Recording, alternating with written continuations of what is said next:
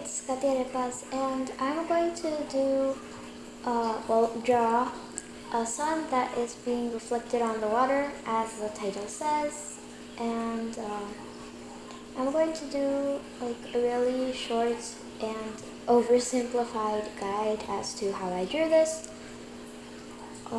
Right here, I'm just making the color palette. It's what I'm going to use in the background. And here I'm just putting all the colors together so I can blend them all later. It was great because that was a little button error. So I'm keeping and continuing to fill up the background, and I'm grabbing an airbrush to, blend the colors together. The thing with the airbrush is that in my opinion, sometimes it's too, the opacity is too high, so I like to lower the opacity for actual blending. And I don't do it all at once because then it looks too stiff, in my opinion. I do it not an actual digital layer, but as in if you're thinking of a layer, you do one airbrush thing of one color, and then you overlap and do the other ones and overlap in different orders so it looks a little more natural. And I also use a bigger brush so it doesn't look like so many strokes, because it's an airbrush, you're gonna notice all the strokes. So I'm just drawing the water now. I'm using a blue base, and I'm just doing tiny waves on the horizon so it doesn't look, too perfect or simple. And yeah, I'm just doing that. But I don't want it to be too visible because then it looks a little too big a mistake and it wasn't supposed to be there.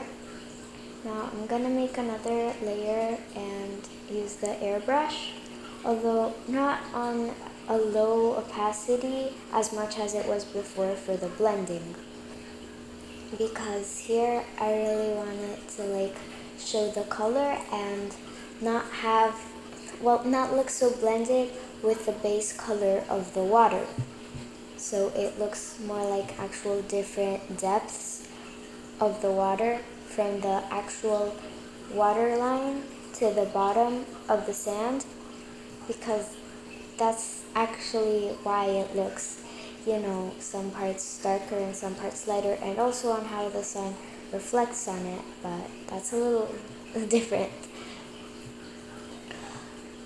So after I've done that, I'm just gonna start drawing the actual sun.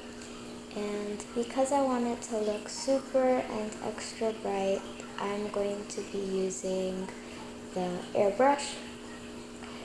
Because in my opinion, when you go over a little bit with an airbrush over the lines, it just looks, the opacity, it looks a little darker and it just makes a shiny effect.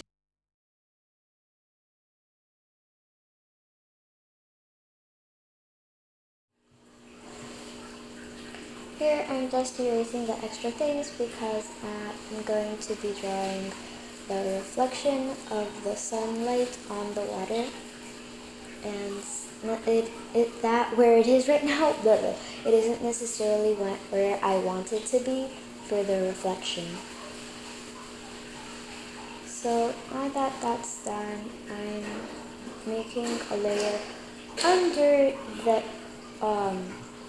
airbrush, but above the base, so you can see it where the airbrush didn't go completely, and it looks like it's reflected. So that was a very oversimplified and very stuttery tutorial. Thanks for watching. If you like this video, please tap that like button and the subscribe button. Bye!